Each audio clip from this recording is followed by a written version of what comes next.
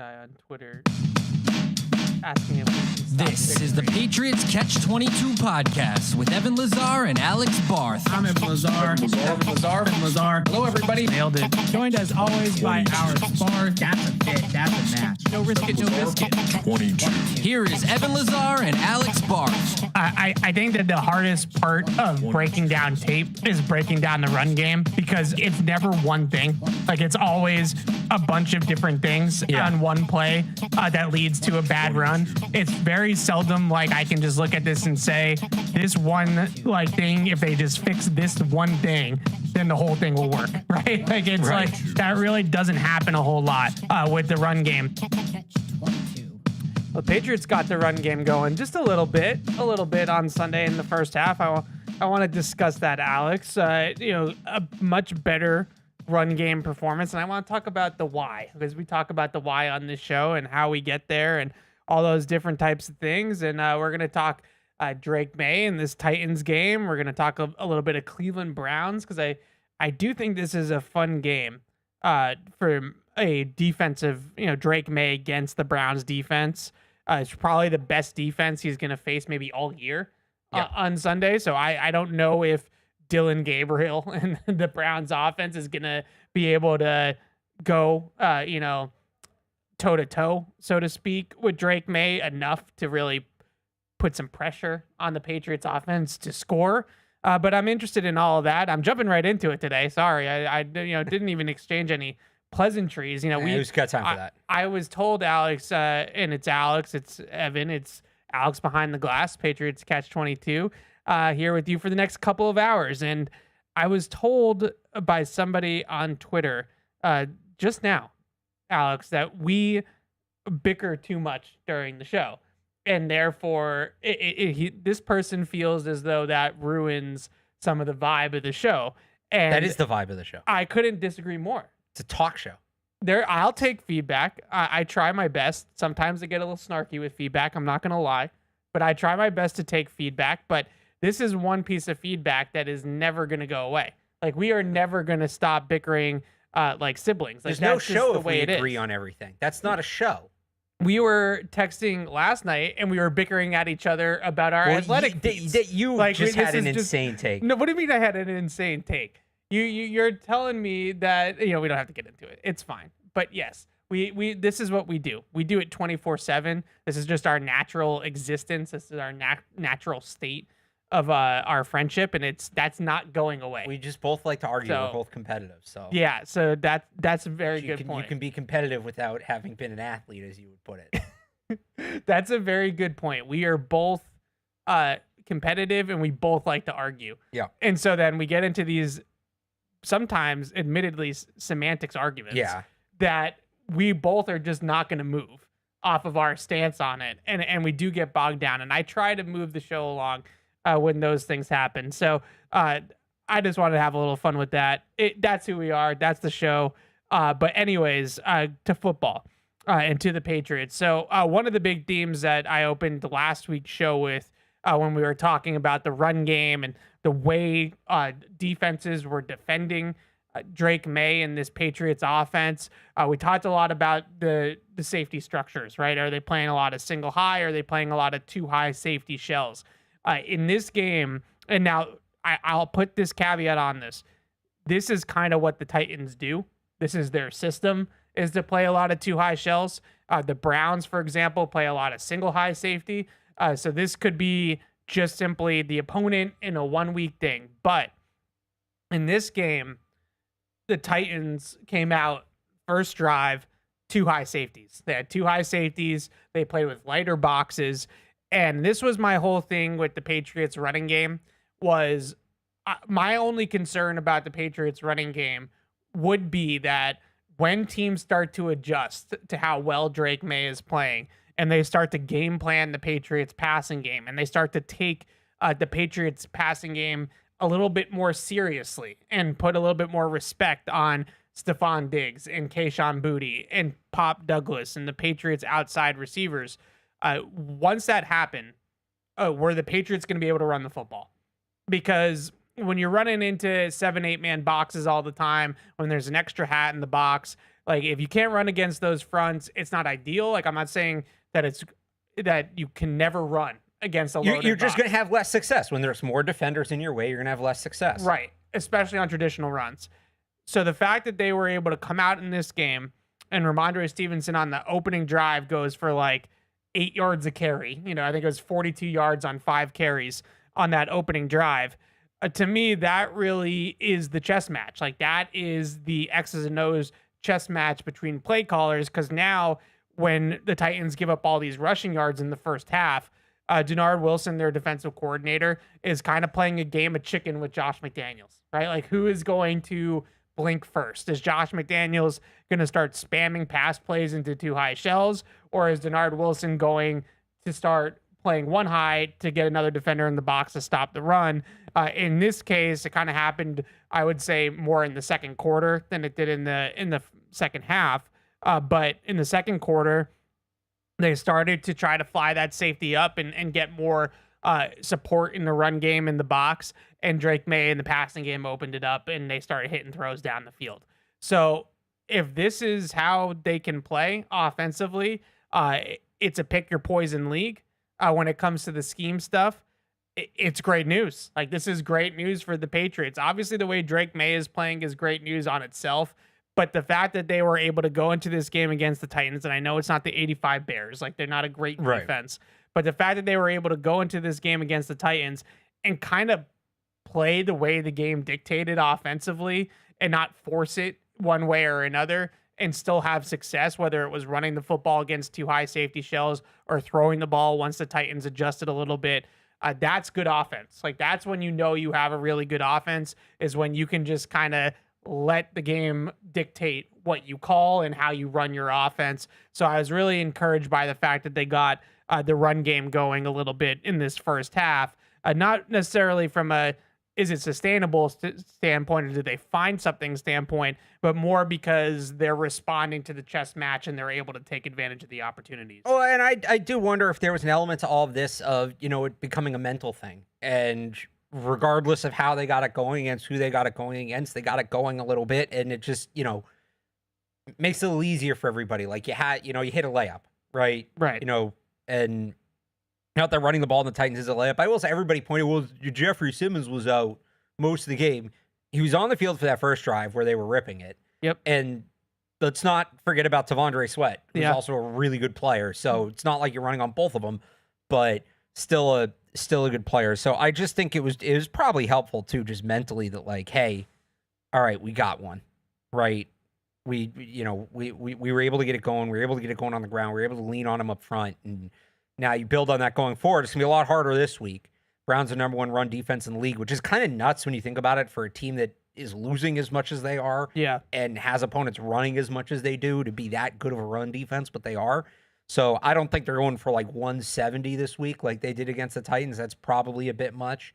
But if they can have similar success in the macro vision of it against the Browns, that would be very encouraging. Yeah, they were able to run the ball early out of some 3 receiver sets, and I thought in this game, Matt Collins really stepped up and had probably what I would say is like a peak Matt Collins game, when he's blocking well and he's catching some explosives in the passing game. Like that's the type of player that he is when he's at his best. And he had one of those games. I thought the tight ends blocked a lot better in this game. Henry and Hooper inline blocking, especially in the run game, was much better. So all those things help, when you get those peripheral blocks and you block, edges, and you block force defenders and you block safeties and linebackers up to the second level. Like that's how you turn some of these 3-4 yard runs into 16-yard runs, and you get those averages up that way. And then that brings us to Drake Maye, who is just continues to be on a heater. I said yesterday, and I want to get to some of it, but as we kind of unpack the good, the bad, and the stuff that gets you beat, don't have a lot of stuff that got them beat. No, this really week. not. But in terms of the good with Drake Maye, the passer, the downfield, the downfield throws are just really, not only are they increasing in volume, but the level of difficulty on some of these throws, it's extremely impressive to watch. I think one of the things that's the most encouraging to me from this game and just in general from where Drake Maye is at right now is how well he's seeing the field and how well he's seeing post-snap rotation. So a lot of times with the young quarterbacks, defenses will spin the dial and they'll put, two safeties back and then they'll go into one high safety coverage post-snap, or they'll vice versa, and they're changing the pictures constantly on them. And Drake Maye is just seeing coverage. He's seeing rotation extremely well right now. He's understanding where the openings are in the various coverages that teams are throwing at him. So when you're reading the field and you're seeing things clearly and you're playing on time, that in itself is going to make you accurate. Like, that helps a lot in terms of accuracy, in terms of completion percentages. And I know he's got all sorts of records now with that, Patriots records. So I don't really have much more to add on the great stuff that he's doing, because it's just every week now. And I have some nitpicks about this game from him. But if this is the baseline performance that they're getting out of Drake Maye against crappy teams, I mean, he's going to be in the MVP conversation, because this is, if they play a lot of these teams, right? If this is it, if this is his floor as a player now, is what we saw against the Titans, then I don't really know how you don't consider him an MVP candidate, a top 5 quarterback, top 10 quarterback, wherever you want to put that. So that's all the nice things I have to say about Drake Maye, because it's getting kind of redundant at this point. I feel like every week, I could sit here and talk about, the throw to Matt Collins on the sidelines, a great one. The couple to Booty was a great one. The one to Diggs later in the game was obviously just an extended handoff down the sideline to Stephon Diggs, who also, showed great late hands on that play, and just a great, pitch and catch from those two guys. It's getting a little bit boring talking about all the good things, and that's how you know that he's really good, because it got kind of boring with 12 at times too. I don't think boring is the word. It's getting kind of boring. I talked about this last week, right? When we covered Brady, we didn't come in here. We didn't come in here because we didn't work here yet. But we didn't go on our shows and say, "Wow, they really have something in Tom Brady." Look at all these things he's doing. It was just the norm. Yeah. And I talked about this last week. That's kind of the next step for Drake Maye, is not that we're ever going to stop oohing and ahhing over it, because it's really impressive, but when does it kind of become, wow, look what Drake Maye's doing, or when does it go from look what Drake Maye's doing to oh, that's Drake Maye. That's Drake Maye doing Drake Maye things, right? And I think we're getting there. For a guy that, the craziest thing for me from this game with Drake Maye, I mean, the downfield stuff is bananas. It's ridiculous. The third, I didn't check actually after Monday Night Football, but I think Jalen Hurts is third in the league in deep ball completion percentage at 40-something%, 47, 48%, which is a really good number on throws 20-plus yards downfield. 48, 49%. Wow, that's pretty good. Drake Maye's at 77%, number 1 in the league. Sam Darnold also randomly up in the 70s, but Drake Maye has not a good passer rating, not a great passer rating. Drake Maye has a perfect passer rating on throws 20-plus yards downfield. You're not supposed to do that. Yeah. I actually took a spin down analytics way, Evan. You'll like this. Because some of those numbers to just for quarterback efficiency, what? I worry when you do I'm actually not going to dump on it. No, I know you're not going to dump on it. So some of those numbers, correct me if I'm wrong, I don't remember exactly which ones I looked at, but they weigh different throws differently to gauge overall quarterback efficiency, because you're not supposed to be as efficient throwing the ball 20 yards down the field as you are, throwing the ball 5 yards. So the deep throws are weighted differently with the expectation that it's not a truly efficient throw. Well, Drake Maye's breaking some of these numbers. Yeah. Because you're not, the formula's not written for this guy doing this well. So that's all to say. And the throw to Matt Collins, another one. Remember when everybody was complaining, this was a bigger thing last year, but you still kind of hear it about how, too high shells, cover twos ruining the NFL, and we don't get as much offense anymore. Try telling that to Drake Maye. He'll put the ball right in the cover 2 hole. Yeah. He's cracked it. He's figured it out. So the throw to Matt Collins, throw to Kayshon Boutte, all that. The craziest thing is, as good as he's been deep, one of the most ridiculous, or one of the biggest things we talked about with Drake Maye in the draft, if we can rewind, a year and a half here, is his accuracy. And even into the summer, or his short area accuracy, right? And he's dealing with the sprays, and can he hit these underneath routes? And he wants to push the ball down the field. He was 14 of 14, I think, on throws inside of 10 yards. And that's not the headline. Yeah. If he did that at any point in the last year and a half, we would have been like, oh my God, Drake Maye's accuracy. Like, whoa, this is what growth. And that's not to say it's not, but a guy who we picked at more than maybe anything else, his short area accuracy is just dotting teams underneath. And it's the sub headline. Yeah. That's insane to me. Yeah. So he's 11 for 14 right now on throws over 20 yards. It's 78%, as I think you said a minute ago. Yeah. So it's like 77 and change. Yeah. I'll find it. It's 78%. No, but like compared to the league. So it's what's crazy is that some of the incompletions even are like catchable balls that were borderline completions. Like, for example, one of the incompletions is in New Orleans to Matt Collins on the second third down bomb. The first one gets wiped out by OPI on Stephon Diggs. He throws the same route again to Matt Collins, and it goes off Matt Collins' hands, and there might have been DPI on that play.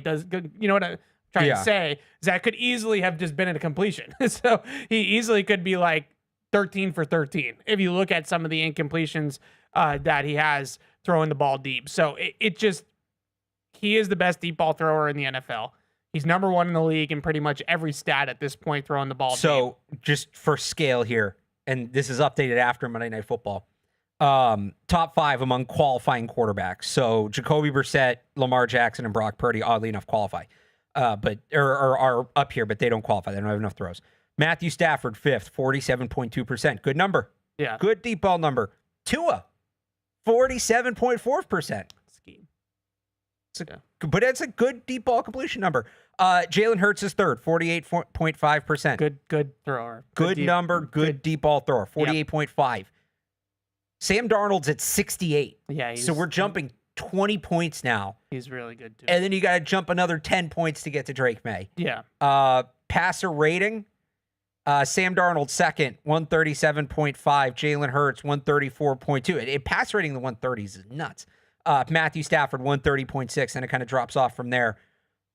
Drake Maye, 158.3. Yeah. And if the number 158.3 stands out to you as a football fan, you know why. Yeah. It's a perfect passer rating. Yeah. On deep passes. You're not supposed to be. It's one thing to have a perfect passer rating on like short passes. That happens sometimes. You're not supposed to have a perfect passer rating here. Yeah. I mean, he's just. And that's not he's putting the ball wherever he wants. And you mentioned the whole shots. Like, I think out of all the quarterbacks I've watched this year, he's the best whole shot artist in the league. Like, he throws the cover 2 hole better than any quarterback in the NFL, to the point where if I'm an opponent, like I almost don't play cover 2 against the Patriots anymore because he's so good at it. Like, you're just asking for him to throw it there if you play that coverage, and he's just going to keep throwing it there. So he's just fantastic throwing the ball deep, but in particular, if there's one throw where you say, okay, what's like the Drake Maye throw? Yeah. It's the whole shot, and I think he might be the best quarterback in the entire NFL at hitting that cover 2 hole along the sideline.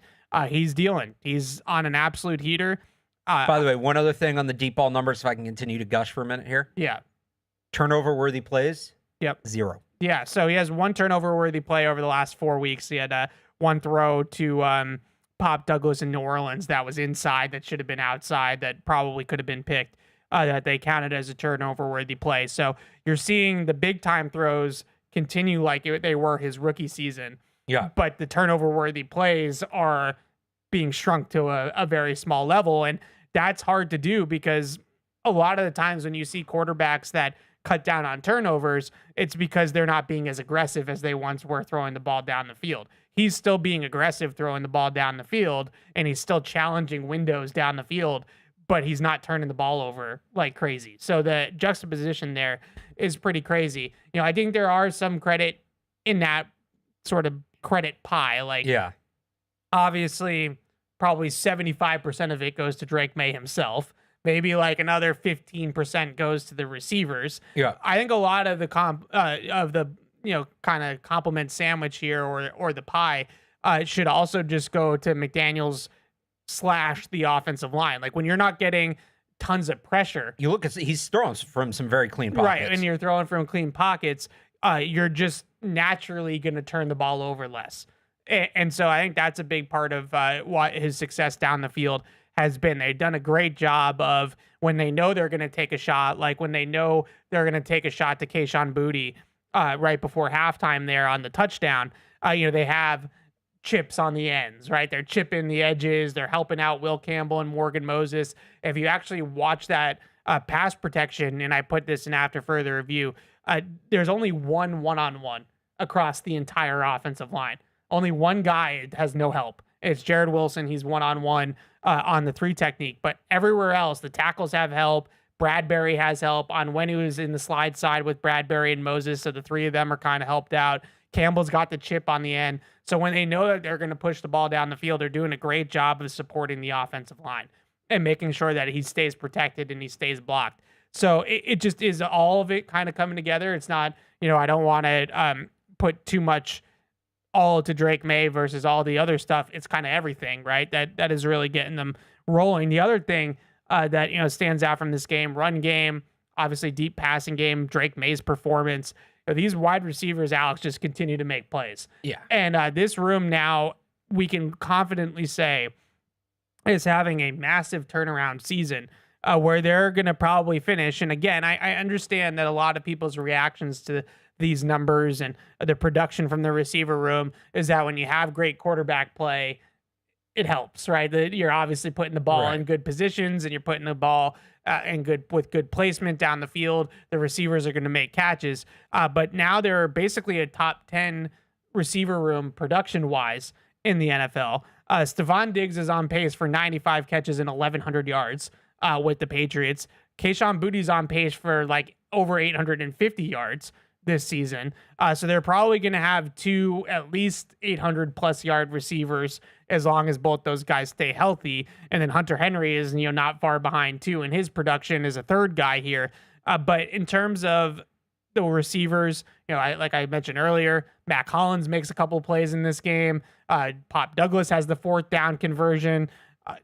Diggs and Boutte continue to just do it every single week. Yeah. It's been the growth and the maturation, and obviously adding Diggs makes everything easier for everybody, but it's been a complete 180 from what we've seen the last 2 years to this year, especially last year to this year at the wide receiver position. It really has been, and I like that they've gotten Pop Douglas going a little bit here. I've said it before. I think he can be a really useful part of the offense. Mac Hollins seems to be somebody that when they do get the run game going, we saw it in Miami and we saw it this week when they hit some of those play action boots off, the successful run game. He's somebody that they really like to throw to. I just think it's funny because, we're getting close to the trade deadline and people talk about what should the Patriots trade for, blah, blah, blah. And I think there's this natural instinct. I don't blame Patriots fans for this, but I think there's this natural instinct after the last few years. Well, they need a wide receiver. They need a wide receiver. I don't know that they do. I mean, long term, they need a guy that can be at the top of the depth chart. And I think Stephon Diggs has been fantastic, but he's 32 years old. And you want to get the guy that's going to come in and grow with Drake Maye. So you're not doing that at the trade deadline, right? This is a pretty complete room right now. Kayshon Boutte's handling the X position very well. It really seems like now full-time moved Diggs into that Julian Edelman role. He's running a little bit differently. There's some deeper concepts in there. And then Mac Hollins and Pop Douglas, I feel like, are in very specialized roles. Oh, and by the way, they have a top 100 pick they haven't really even used yet in Kyle Williams. So there's still room to grow here, I think, even. It's been really impressive, especially Diggs and Boutte. Diggs coming off the injury, playing the way he is. Boutte, the consistency that he's found in his game. I think it's 12 catches in a row now have gone for first downs. Just unbelievable stuff from him. Yeah, so it's not, obviously Diggs has been more in that volume role, that Z receiver role, and they're using him on a lot of different things that are Edelman-esque, like you said. You can literally go back, and I have on Twitter a couple times, to like Edelman circa 2018-19 and show the same concept of Edelman running the route that Diggs is then running on Sundays now. So there's a lot of examples of that now. Edelman wasn't isolating on the backside and catching go routes for 18 yards, right? Like that wasn't going to be part of his game. but they do have a lot of Diggs elements that are elements as well, or were elements. And then Booty, even though it's not a high volume, is just once a game he's getting behind the defense and catching a bomb from Drake Maye. So that's just enough. If you catch keep catching 20+ yard chunks down the field like he has the last couple of weeks, the production is more than enough there. It's been a fun watch to see them kind of grow, and I think so much of this comes from Stephon Diggs. I really do, on and off the field. I think his confidence, his leadership, his energy has got that room believing that they can make plays, and has that room at a very, very good temperament as well. It's a selfish position, and I think this room is unselfish. They understand that the ball is going to get spread around. Some weeks it's going to be a big week for them. Some weeks it's not. Really the only guy that's held consistent in terms of like target share is Diggs. Like everybody else is going to have their peaks and valleys of games where they're getting targeted more or less than others. They're doing dirty work. I mentioned Hollins with the blocking. They're doing some of that stuff as well. It's been a real big time growth out of that entire room. And I give a lot of that credit to Todd Downing. I give a lot of that credit to Diggs. I think Diggs is really taken on in this last chapter of his career. He's become a real captain-like leader, both in Houston and here. He was the same exact guy in Houston, according to a lot of the Texans beat writers. I think he was elected a captain, if I'm not mistaken, for the Texans last year. So this is not necessarily a new thing with Diggs, but he's been phenomenal on and off the field. I want to talk a little bit of defense in the good category, and then we'll get to some of the bad stuff as well from this game. On the good side for the defense, after the first 4 drives, we're going to do this a lot, I feel like, over the last couple of weeks at least. First 4 drives, 13 points allowed, 4 explosive plays, plus 1.3 EPA per play. The rest of the game, the drives 5 through, I think it was 8 or 9, 0 points. No explosive plays, negative 0.79 EPA per play. The Titans only had a 39% success rate after the first 4 drives of this game. This is a trend. They are a slow starting defense. They get beat by the script. Yep. Then the game declares, or I think what's really happening is that the other team kind of is running out of like the really perfectly crafted plays, and they're not playing offenses that have this deep Rolodex or this deep library of plays every week. So once Mike McCoy and Bo Hardigree got the throwback play to DK out of their system, it was like, well, what else you got? And I think they kind of looked around, and the Titans didn't have anything else. They kind of emptied the clip early on in this game. They moved the ball to their credit, and the Patriots have tightened up. So I have seen on film, they do get better as the game wears on. The coverage improves. As a result, the pass rush is improving. The run defense is pretty steady throughout the entire game. They have a good run defense. They're not giving up much on the ground right from the beginning. But their defense post-script is a top 10 defense in the NFL. So I go back to this all the time. Like, is this a problem? Like, do we care that they're slow starting defense? I think the number one thing is, as long as they're not getting into big early deficits because the offense is holding serve, then they're okay. Now, if they get into a game, and we were talking off the air a little bit about this Tampa game coming up, not to look ahead, but if they get into a game against the Bucs and the defense is giving up a ton of yards early on in the game, and the offense is still trying to figure out Todd Bowles' defense, and all of a sudden you look up and it's 17-0. Right. That's where it becomes a problem. But so far, and maybe it's opponent driven, but so far that has not happened. These slow starts really haven't burned them quite yet. Maybe you could argue the Pittsburgh game it did, but outside of that, it hasn't burned them. One last stat: they've given up points on 5 of the 7 opening drives by the opponent. Now, they held the Titans and the Saints both to field goals, but they're giving up points at a pretty alarming rate on the opening drive. So this is a defense that has a very distinct split between the script and the non-script, and I don't know if I care. yet. We'll see if it ends up burning them. But their defense postscript again was really good this week. Yeah, whatever it is, it's that first drive, and then they kind of settle in, and maybe they just want to see how the opponent's going to play. Like, credit to them, they've made some really good adjustments. They're on both sides of the ball. They're one of the best third quarter teams in the NFL. Outside of week 1, they're outscoring opponents 39-13 in the third quarter. Yeah. So, can they start making some of those adjustments a little bit sooner? Now you got to see it to adjust, obviously, and maybe that's part of it. But you're right. Like, they're surviving it right now. When you start facing some of these higher-powered offenses, which, granted, they don't see a lot of the rest of the way, but it's good. It's going to be Tampa. They're going to get Buffalo.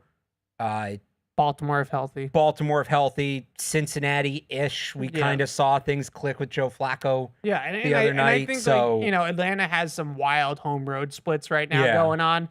But if you get the home version of the Atlanta Falcons offense, that's a really talented group. Well, we also don't know who their quarterback's going to be for that game. We don't. Kirk Cousins is not a bad backup, but we don't know who their quarterback's right now. I think they're averaging like 27 a game at home and like 10 or 13 a game on the road. Like, they have some crazy.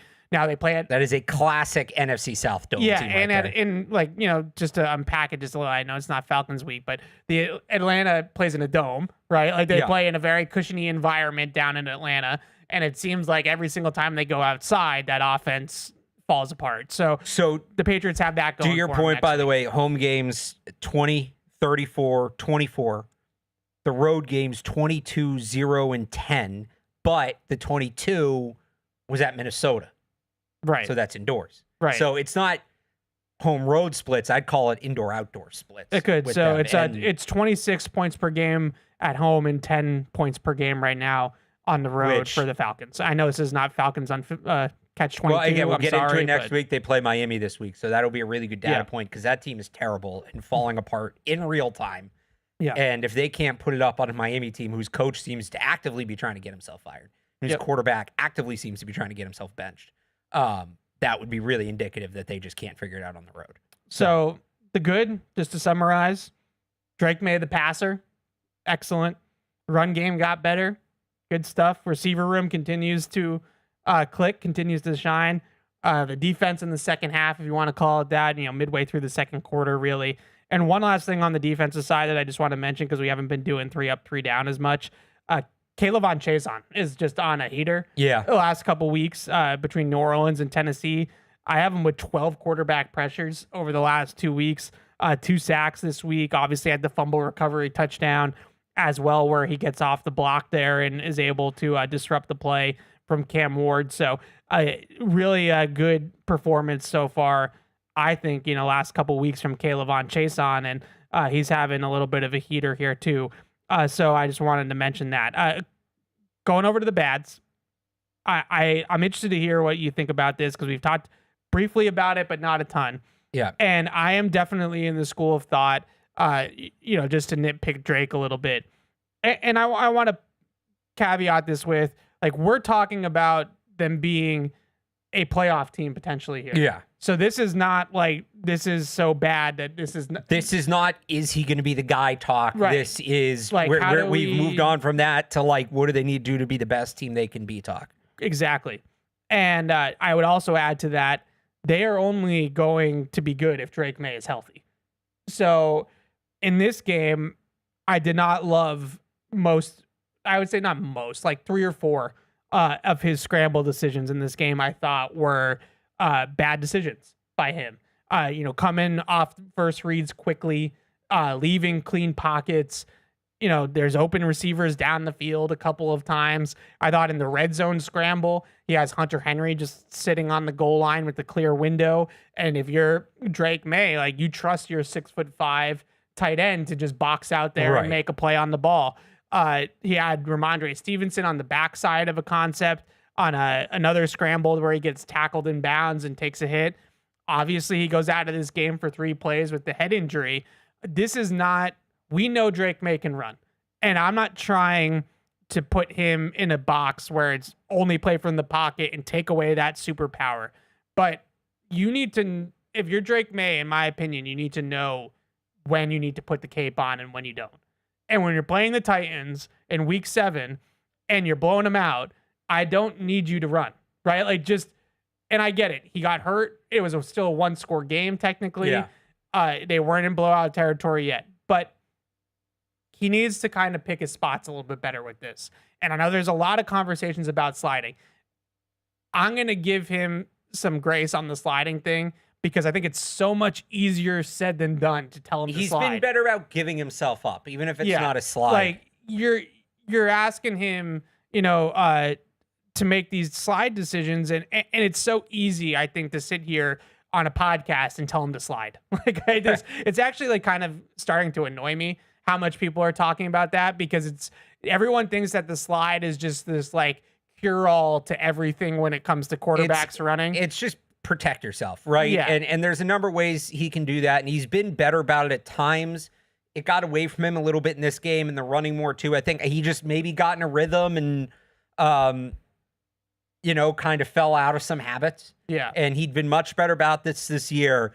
If you watch the play where he gets pulled, so what happens there, one thing that they teach, one thing that the concussion spotters are trained to look for when a guy gets up after getting hit in the head, or I think just gets up in general, if he does the quick little head shake, which you see Drake do there, like that is, they're really looking for that. That's been kind of shown to be a potential symptom of a concussion, and they're going to come get you. Now, in that instance, I think the reason Drake does it, if you go back and look, his chin strap gets pulled up to his nose, and I think he's trying to shake his helmet back down. Yeah. But the spotter doesn't, in real time, the spotter sees you shake your head, he's going to come get you. So I don't think they were wrong for pulling him. Hopefully, I think, and maybe a good wake-up call for Drake, because if you go back and watch, and I posted both these plays on Twitter side by side, if you go back and watch his next scramble, which is later that quarter, after he comes back in the game, I think it was the next drive. It was the next drive, because they scored like right away once he came back in the game. It's a very similar tackle where he gets kind of caught from behind and starts to get pulled down.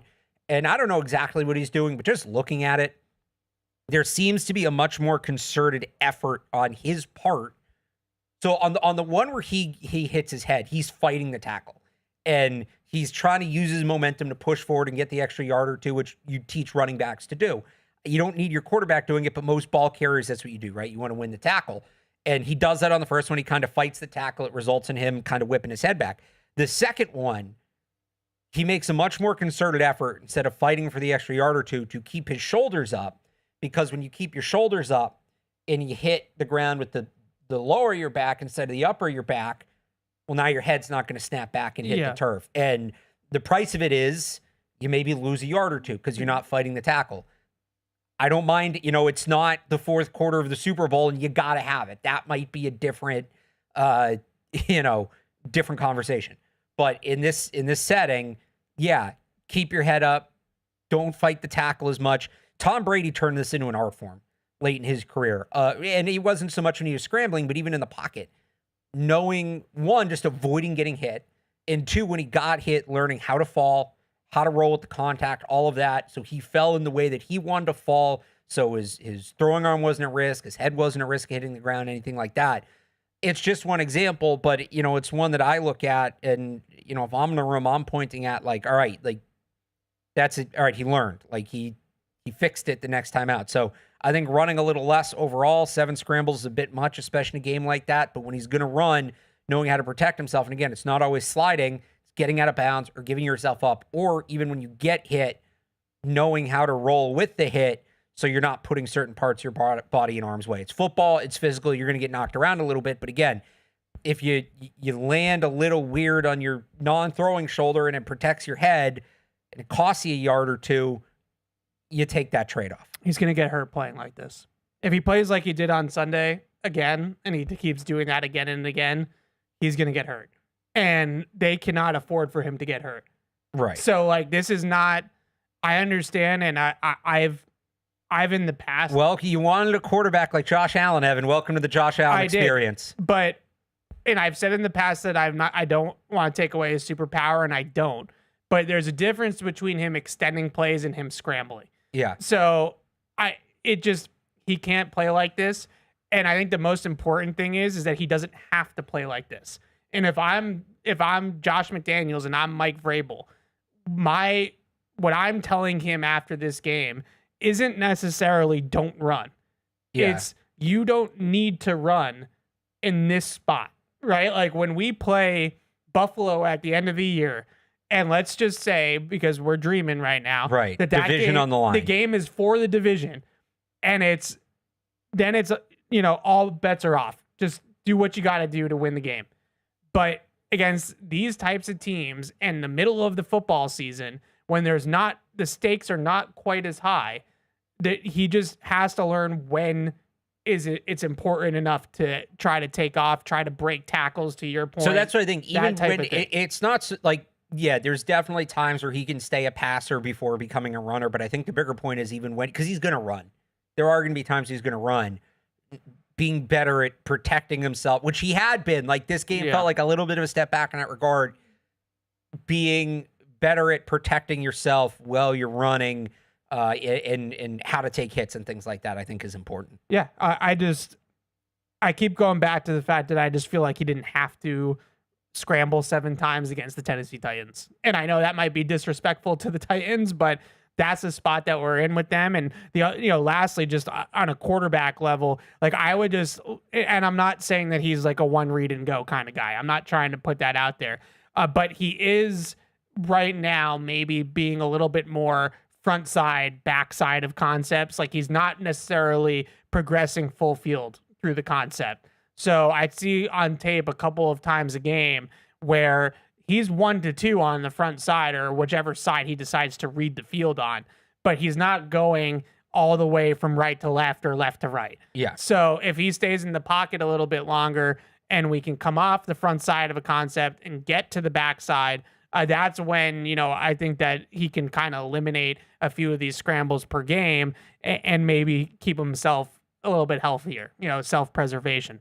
So that's all it is. It's self-preservation. You just want to see him on the field. You hate seeing him have to get pulled from the game for any reason other than it's garbage time and they're up by 3 touchdowns. So that was just that. The defense thing.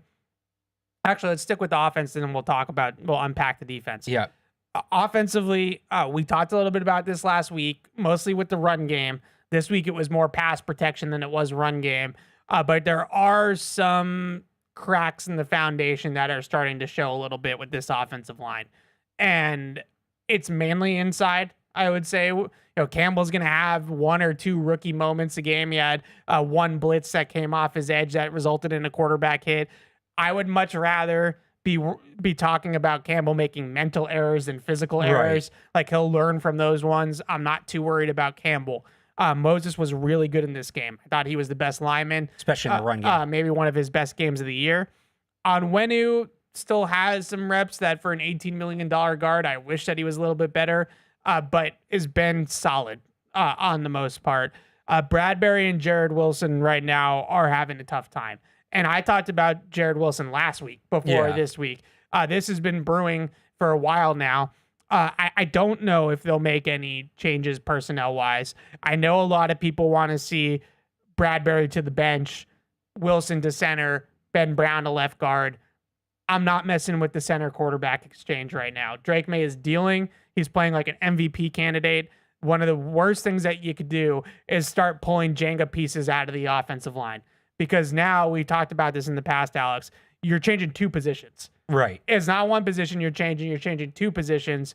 That center quarterback exchange, the communication between those 2 guys is so important. I think Bradbury's veteran experience is enough to keep him in the lineup right now. Jared Wilson for Ben Brown, to me, is starting to become a little bit of a conversation.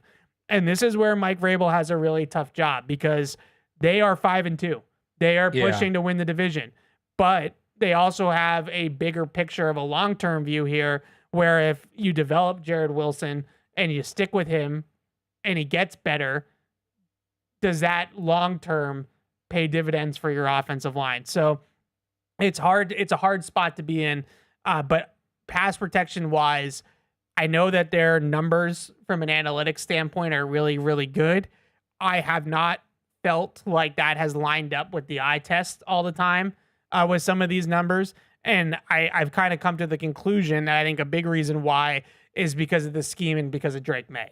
Like Drake Maye is still performing at such a high level under pressure, and Josh McDaniels is doing a lot of things to help the offensive line, that it's covering up some of the weakness, and that's great. Like, that's what good quarterbacks and good play callers do. Right. But we're starting to see a little bit more bumps in the road here for this offensive line. Where do you stand with that group? Where do you stand with Jared Wilson? I had him with 2.5 sacks allowed in this game, and it was coming off a game last week that I thought was a little bit subpar as well. Yeah, I mean, I do think you're right. It's a tough spot because they're 5-2, they're rolling, and there's also an element of, these 5 guys have worked together for most of the season. Ben Brown did a good job when he was filling in, but these 5 guys have been working together. They have chemistry, and, does it become a house of cards if you start pulling pieces here and there? But you can't have your quarterback taking blindside shots either, which, right. Whether you want to put that on Wilson or Campbell, the reality is the 2 rookies missed the line game. Yeah. And that's what we talked about at the beginning of the year, having 2 rookies on that left side. You'd hope Ben Brown with a little more experience would help with that. So I still feel like overall it's a representative group. We knew it was going to be more than 1 year and putting it back together. To come from where they were last year to now is tremendous strides, but kind of like we just did with Drake Maye. Like, we didn't go through all that nitpicking Drake Maye because we're wondering whether or not he's going to be the guy. We're talking about how can this team be the best version of themselves they can be to make a run. What's the best version of this team to make a run? The other thing is, if you do pull Jared Wilson, I've said all along, I think his long-term position is center. Agreed. You can have him start working on that now. Yeah. So maybe, you don't want to make the change with Garrett Bradbury now, but if you need to get to that point, it's 2026. Or it's 2026, like he kind of hits the ground running. So, I go back and forth on it. It'll be interesting to see what Cleveland does this week, because Myles Garrett can line up wherever, and I'm sure they're going to run him plenty against Will Campbell. Yeah. But he can line up inside too. And do they look at a rookie guard who's playing out of position, who's struggling a little bit, and say, we want to hunt that matchup? So I think that's the biggest thing to me when I watch Jared Wilson is, it's much easier to play center as a little bit more undersized. Like we saw it, with David Andrews for a long time. Like, David Andrews is not a big guy, as in terms, relatively speaking, for offensive linemen. Garrett Bradbury is not a big guy, relatively speaking. But at center, you can get away with being a little bit undersized. Once you move out to guard, though, being a little bit undersized can come back to haunt you a little bit more. And with Jared Wilson, I just see, the power, the play strength, the ability to anchor at the point of attack, like those types of things I think are the biggest things that are giving him problems right now. The other thing that gives him a little bit of problem is he loves to 2-hand punch, which when you get 2-hand punchers, to combat that as a pass rusher, you usually see a lot of swipes, right? Hand swipes. So like he's going to fire his hands and then the tackle's going to swipe his hands away, and then they're just blow-bys because he gets overextended, and then now he's off balance and he's coming forward. So you saw that on one of the sacks that he gave up in this game to Devondre Sweat. He just comes out and he's in a play action set, and he just kind of comes out of the blocks and tries to throw 2 hands into his chest. Sweat just swats the hands out of the way, and Jared Wilson he's leaning forward. He's off balance, and Sweat's by him. So you're seeing a couple of those a game as well. I'm not ready. I don't know. I go back and forth on it too, because I think that there is an element of Ben Brown that could be a little bit more steady at that position, and I like his size at that position. But I also see the long term of it. I just wonder if the long term of it even matters, because if it's not on the left side, like if he's not going to be next to Campbell for the next 10 years, then like what? Like I get, we're still getting reps in games, and that's valuable. But if he's going to be at center, it's not like he's building all this chemistry with Will Campbell for the next 5 to 10 years. Right. He's not going to be in that spot. So it's something to talk about, something to think about. Let's move over to the defense. Let's talk a little bit about the script again, but I do want to talk even more about the man coverage stuff. With the script, I do think there's an element of them playing some more vanilla coverage early in games, some base defense, or their kind of base install defense.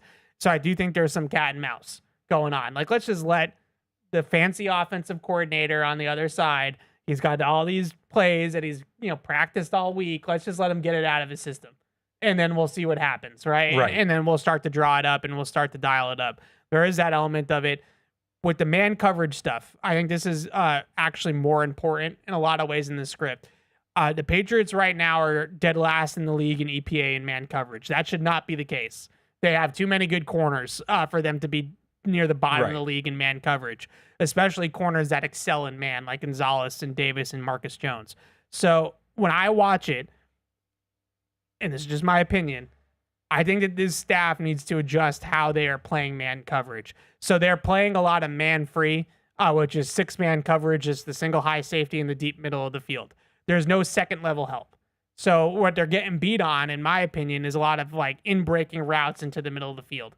Slants, we saw Christian Gonzalez get beat by Van Jefferson on like a 5-step slant. We saw Carlton Davis the week before get beat on a slant by Rashid Shaheed in a similar coverage, similar spot. We saw the deep post to DK on Marcus Jones. Like that's another one of those where he's got to think about so much because he only has help in the middle of the field. So he's thinking, is he breaking in? Is he breaking out? Like, is he running by me? Like, there's a lot of different things. Right.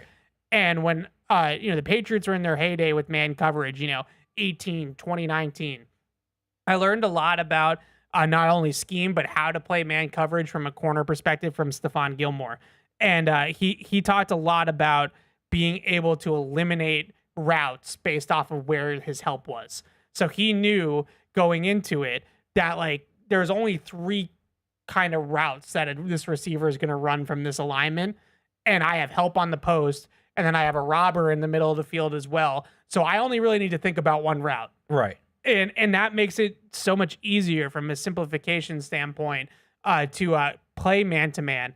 And this staff, to me, they played a lot of zone in Tennessee. Maybe that's part of it. Maybe they're really more of a zone staff and haven't really been well-schooled on the man-to-man coverage stuff. The Patriots in their prime of man-to-man coverage are playing a lot of robber. They're cutting crossing routes. They're putting, safety help at both the second and third level of the defense. And they were just kind of loading up with safety help and trying to get those corners as much help as they possibly could. There's too much space in the middle of the field. If Christian Gonzalez is getting beat on it, then it's too much space. Like that's a scheme problem. It's not a personnel problem. There's too much space in the middle of the field. I would take the rusher out of the, it's a trade-off. Right now they're putting the extra guy in the pass rush. So if you're going to take the guy out of the pass rush and put him in coverage, now you're only going to have 4-man pass rush instead of 5-man pass rush. That's the the trade-off or the decision that they have to make.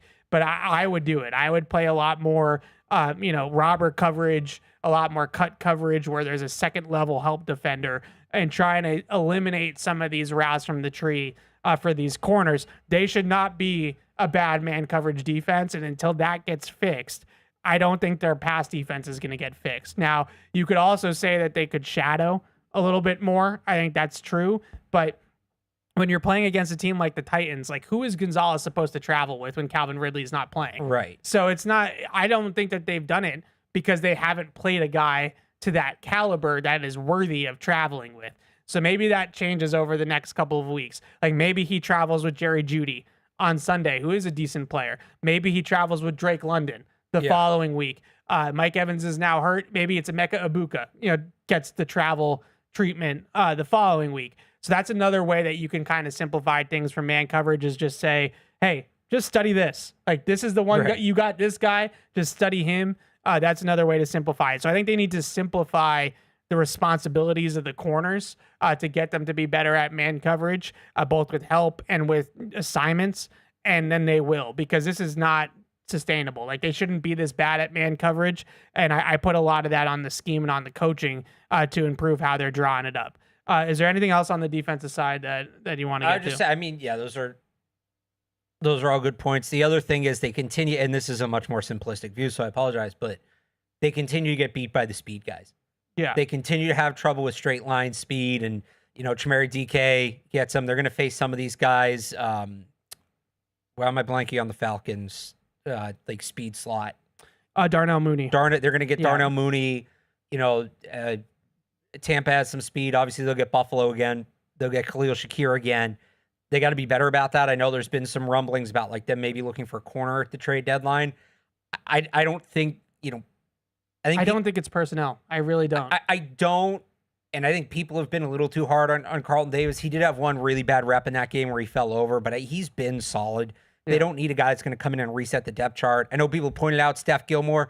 Look, I'm not going to say no to Steph Gilmore on the football team because I think he's such an elite mental player. Just getting him in a room with some of these younger corners alone would be worth the roster spot, whatever his role is.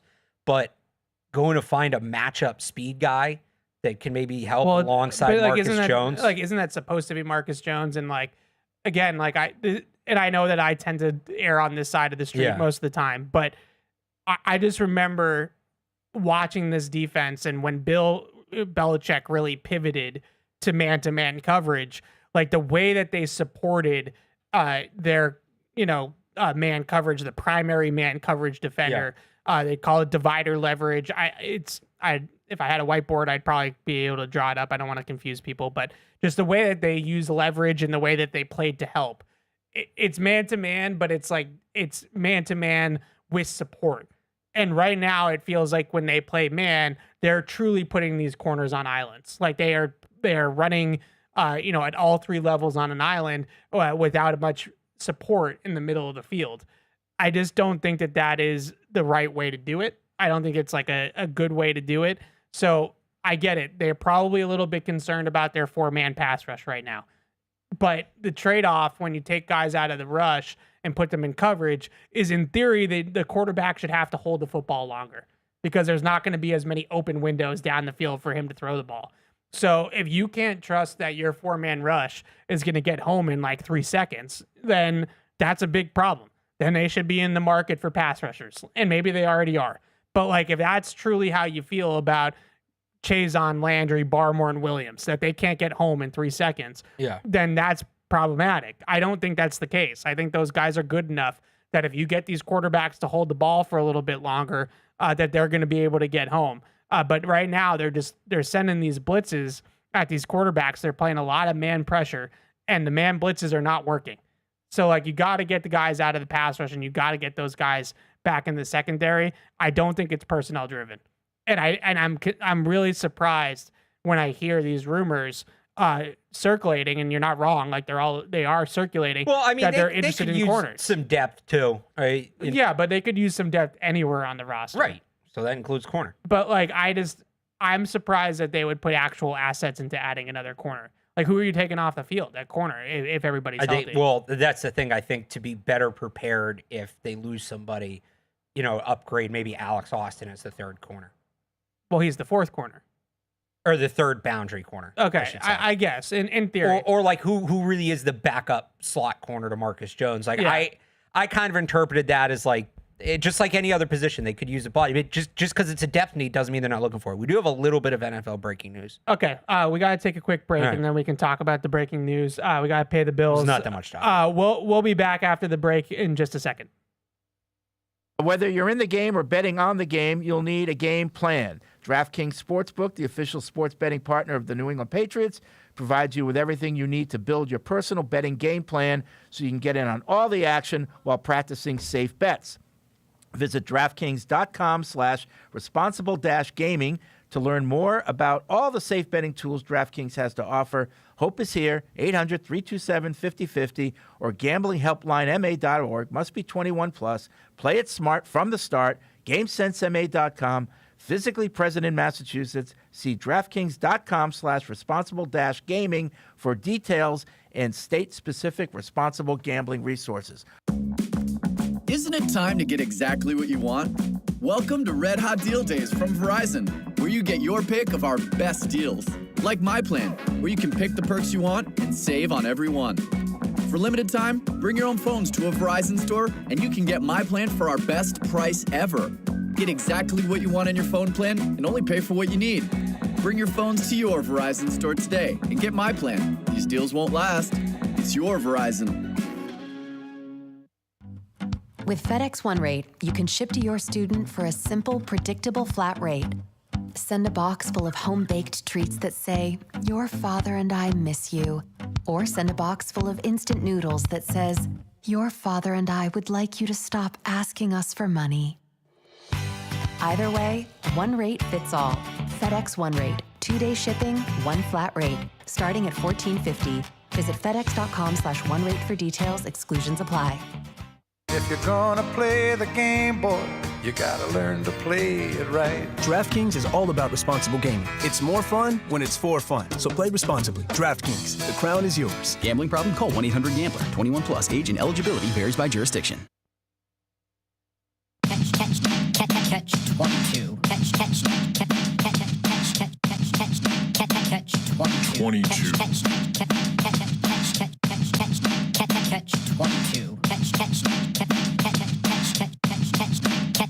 Planning your next Sunday watch party? Save big on your dream rec room when you bundle and save with Bob's Discount Furniture. You can bundle Bob's stylish Bryn sofa and love seat together and save $179. That means you can score a comfy Bob-O-Pedic living room set with trendy accent pillows in 3 stylish colors and save major money. Now that's a winning combo. So stop in and stock up for less at Bob's Discount Furniture, the official furniture store of the New England Patriots. And football fans know that tradition matters, turning moments together into something truly epic. They're what inspire us to make our masa and Tostitos the traditional way, starting with whole corn kernels, no artificial flavors, colors, or preservatives, all to give you that perfect crunch. Discover your next tradition this football season. Head to the store, grab your Tostitos team bag, and scan the code for a chance to score an epic experience with the Patriots. Tostitos, tradition matters. All right, let's open up the phones. Let's open up the emails. What was your little bit of breaking news? The little bit of breaking news, the NFL has announced they are moving the Pro Bowl to Super Bowl week. It will be played Tuesday night in prime time somewhere in the San Francisco area. So that's a wrap on that event. So the Pro Bowl is still flag football. Well, it's the Pro Bowl. They're doing the Pro Bowl games will start at 6:30, and then the flag football game will be at 8 at just get rid of it. Moscone Center. The only way that this is better is and it's one event. It's the old quarterback skills competition. You can go back on Drew Bledsoe tore that thing. You can go back and they do it a little bit. I think they have like the moving targets, one. I think Drake Maye did it a couple years ago, or I guess it was last year. But that was great. Back in the day, Brady did it one year, and they have some really cool moments. And it's like all those guys in Hawaii just like kind of slinging it, and I guys are throwing it like 70 yards and stuff like that. Like I guess that's kind of cool, but other than that, this whole event is just starting to become a mess. Like just name the Pro Bowl roster to give the players, because the players have it written in contracts and stuff like that. Right. You have to have the Pro Bowl from a contractual standpoint. Just name it. Baseball does like an all MLB team, essentially. Right. Well, we have the all pro team, but you could do it the same way. Yeah. Until it's started to not, agents start to take it out of contracts in terms of incentive packages and stuff like that. You have to obviously have it in there for the time being. But eventually, once that gets phased out, I just have no use for the Pro Bowl, and I don't think players have use for it either. Yeah, I think some sort of skills event thing, whatever, and turning it in maybe the week of the Super Bowl, it'd be cut because there's nothing really on Tuesday night. Team availability doesn't start till Wednesday. You have opening nights Monday night. That's usually Monday, right? Yeah. So Tuesday's kind of a dead spot. Now, some people covering the event might want a dead spot, but it gives you something to fill out the week. That's Saturday. There's usually, you're late in college basketball season. You have some big college basketball games. NBA and NHL are going. I think the NHL All-Star game is usually the next week, but I think they might have the Olympics this year, right? Is that when the Olympics is? The Olympics are in February, right? Because in Milan is February 6th. So yeah, so now it's not competing with the Olympics. Right. It probably Winter makes Olympics, sense. It just goes. Yes, it is the Winter Olympics. It goes back to my point that I think that whole schedule is going to get reworked because look, they're going to go to 18 games at some point, and when they go to 18 games, they're probably going to go to 20 weeks. So there's going to be 2 bye weeks. They're going to want, if we can get the Super Bowl to President's Day weekend, it becomes that's I think everybody's dream scenario. So I also wonder if they probably not, but I wonder if they go back starting on Labor Day. The thing that I would like to see is adding once they go to 18 games, they're going to go to 8 teams in the playoffs per conference, and there's going to be no more bye weeks, which I'm not in support of any of this. I think 6 teams was the perfect number, And I loved that format. The 2 buys and winning your division meant something, and you're standing in the conference meant something, all of that. And they're taking, I don't like the new format, but like realistically, 7 teams makes no sense. 1 bye makes no sense. They're going to go to 8 teams to add the extra 2 playoff games. We'll probably get playoff Thursday Night Football or something. If they do that, I would like to see them add a bye week before the playoffs. So you play week 18, then you have a bye. Oh my God, the season's not going to end until March.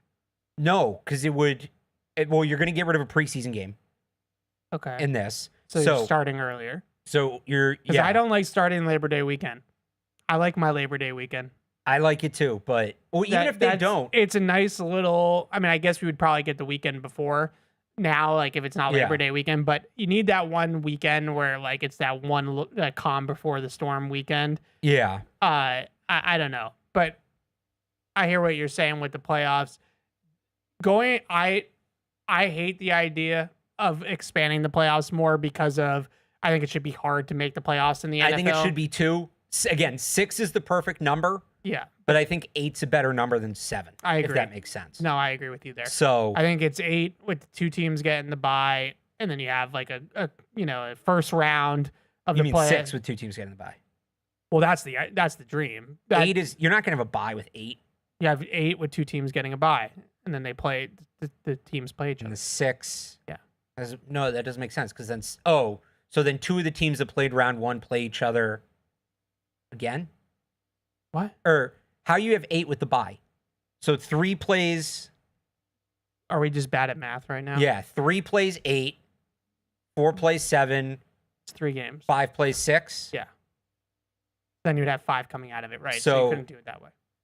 See, I don't like it then. No. You'd still. Are we like just being dumb? 3 plays 8. Yeah.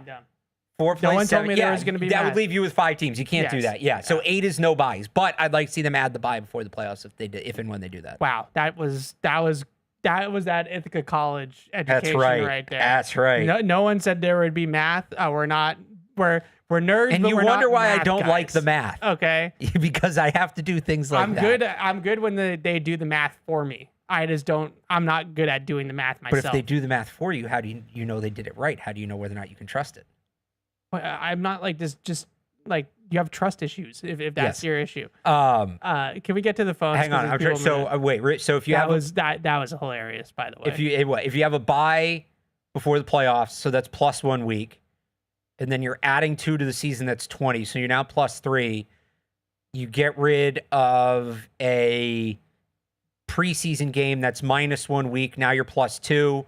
You're trying to move it back anyway to get to Labor Day weekend. Now so you would need 1 more week. You would have to start to do 20 games, 2 bye weeks, playoff bye, Super Bowl bye, President's Day weekend. You would need to start Labor Day weekend. We are literally going. And now you're taking on college football. Now we're going to play in March. Nobody cares about that. Luke is in No, North you play Attleboro. President's Day weekend. I figured it out. What's up, Luke? Luke, you there? We left Luke on hold for a while. All right, Luke, call back in if we got our brains and pretzels there. Mike is in Puerto Rico. What's up, Mike? Hey, Alex. Hey, Evan. How you doing today? Good. Hey, Evan, I know you appreciate the Bill Simmons and the Ringer podcast, and they have a bit there that's called like half-baked ideas. Yep. I was wondering if I could toss out some half-fried ideas to y'all. Yes. Sure. Okay. So first of all, given that Drake is not quite 100% protecting himself when he's going out there and doing his runs, scrambling and stuff like that, how would you feel about the team mandating him to wear a Guardian cap? Not necessary. Just protect yourself. And those things are heavy. He's going to be able to turn his head. I hear what you're saying, but I'm good.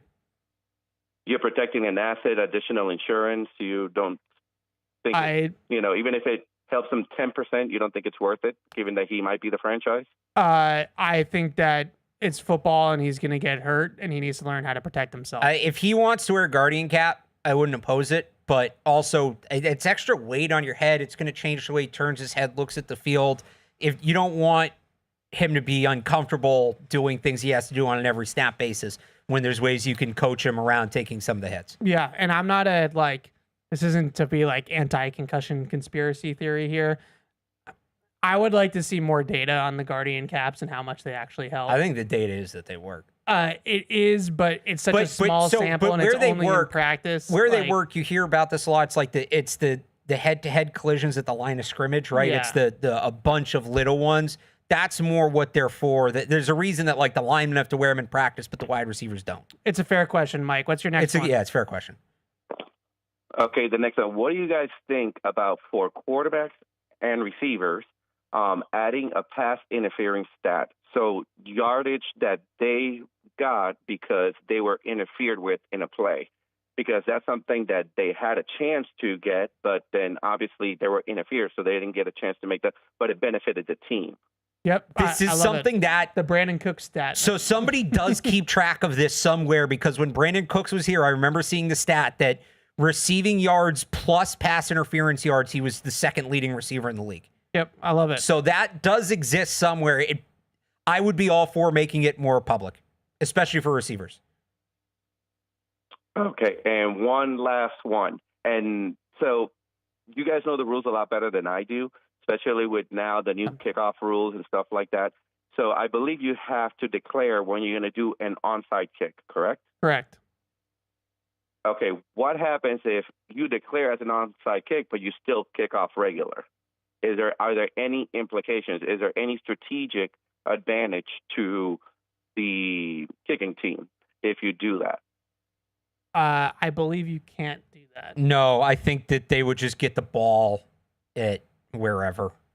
The 40 or whatever. Yeah. Yeah, I believe that's a penalty. You can do that, and it's popular in college, like that pooch onside kick, but that really only works with a surprise element. So I guess you could claim it's one of those, but you wouldn't be able to get it. So yeah, I don't think that is allowed. But I don't love that you have to declare that you're going to onside kick it. I know everybody always goes back to the Colts Saints Super Bowl. Like, you would never have the surprise onside kick. Like, that doesn't exist anymore. Here it is. Current onside kick. If the onside kick goes beyond the setup zone untouched, the kicking team would be penalized for, I don't know what UNS is. Unsportsmanlike. Return team would start at the A20 yard line. So that's a massive penalty. Their own the opponent's 20-yard line? Yeah. They get it in the red zone? That's what I'm pretty sure that's what A20 means, yeah. Is this AI or is this like the actual... NFL.com. This is NFL.com. Okay. Current onside kick rules would apply. If onside kick goes beyond the setup zone untouched, I don't know exactly what the setup zone is. I'm guessing it's like 15, 20 yards. Kicking team would be penalized for UNS. Return team would start at the A20. So the game's over. Yep. Is that the last one, Mike? I'm sorry, say again? Is that the last one, or you got one more? Oh, that's the last one. Just trying out my bit, see if you guys liked it. I liked it. Thanks, Mike. Thanks for the call. Appreciate that. I hear what people are saying with the Guardian cap. I'm just not totally convinced that's going to solve the problem. I'm never going to fault the player for wearing Guardian cap. No. But I also, especially... It's not like a shame thing. Especially a quarterback, I don't want to force it on a guy either. You're talking about creating a whole other host of penalties, issues there. It's not even that to me. I just don't know if it's going to work. Like, I don't know if he gets hit in the head, a direct blow to the head, if he bounces his head off the turf, like, is that going to save him? Maybe it would. Like, it's obviously better than nothing, I suppose, but I just don't think it's going to in the play against the Titans, he's still probably getting pulled off the field because the Guardian cap's not preventing the chin strap from going up. That's why he shook his head. And again, the Guardian cap, from what I understand, is more about the like play to play, down to down, like the linemen get blocking, like those collisions. It's not about the one big hit. Yeah. So that's obviously, he shouldn't be hitting his head every single play. All right. Sean is in Vancouver. What's up, Sean? Actually, I'm visiting my brother in South Florida. So, Evan, I hope to see you at the game in Tampa. I'll go up if I can buy you a Jersey Mike sub for lunch on Saturday. Nice. But I have one half-boiled idea and one question. Now, against opponents where the Patriots have had the game in hand, it's late in the game, it seems like they've won. The defense has been more aggressive. They've been putting more pressure on the quarterback. Against New Orleans, Carolina, and the Panthers, that those are the offenses that are struggling. Cleveland has an amazing defense, but their offense struggles. This is the idea. This week, let's start being aggressive right away on defense and see how that goes. See if we can actually get off the field to start the game. My question is, Stephon Diggs, like you said, has been amazing, incredible, just a great free agent pickup. The only thing that I think should change is he hasn't seen the end zone. There hasn't been enough end zone targets for Stephon. Do you think that'll change? Is that just a coincidence? What do you think happens moving forward? Okay, and I'll leave you with that. Thanks, Sean. To the first one, I had something to say to that, and then I just totally spaced. Playing aggressive from the beginning. So I think they tried that in New Orleans. They sent a corner blitz on the very first play of the game, and they hit a 53-yard pass. So I think that they've tried, and they talked about this. Some of the players I've spoken about this with have said that they feel like once they make a play on defense, like a big play, like a sack or a turnover or a big negative play, they kind of gets them rolling a little bit. That gets their momentum headed in the right direction. So I think in New Orleans, they say, well, why don't we just call blitz on the first play of the game? And let's see if we get a negative play, and maybe that'll get us rolling early. And they tried it, and New Orleans was ready for it, and they hit a 50-yard bomb over Kyle Duggar's head. So I think that I hear what Sean's saying, but I think they did try that 2 weeks ago, and that also didn't work. So there's that. What was the second thing he said now? We're doing great. We're doing great. Hang on, I'll go back. It was an interesting question. Let's go to Eldred in North Carolina. What's up, Eldred? What up, Alex? What up, Evan? How we doing? Oh, I remember now. I'm doing pretty good. Doing pretty good. Question. Yes. Saw last night. Cleveland ranked number 3 against quarterback scrambles. I mean, they don't scramble that much against them that well. And the number 1, the pass defense. Yep. As of last night, so we're having little problems on the offensive line. How you think we're going to do against their defense, or just going to be whatever offense score first wins the game between our defense and their defense? And I'll take it off the air. Thanks, fellas. Y'all have a good one. Thanks, Eldred. So I want to get to the Browns here in a second. Let's just go back to what Sean was talking about with the touchdowns with Stephon Diggs. I say this seriously, and I know sometimes we get yelled at for mocking the fantasy football community. Yeah. Is this a fantasy football thing that you care that Stephon Diggs doesn't have touchdowns, or is this an actual issue? It's that's never been a high touchdown role. Jacoby Myers was the same way. It's not a touchdown role. Other than talking about it from a fantasy angle, I have no idea why it would matter if Stephon Diggs scores or if Stephon Diggs draws 2 guys in the red zone and Austin Hooper scores, right? Like I just, for the Patriots, if the ball finds him in the end zone, then great. If he hits a big play and gets in the end zone, then great. I don't think they really necessarily care about padding Stephon Diggs' touchdown stats. Let's start talking a little bit real about quick. the Browns. We got a little more breaking news here. The next round of Hall of Fame voting is in. Yes. Former Patriots that are moving on: Fred Taylor, Torrey Holt for a minute. Okay, can you Reggie Wayne name for a the minute. actual former Patriots? Adam Vinatieri. Yeah.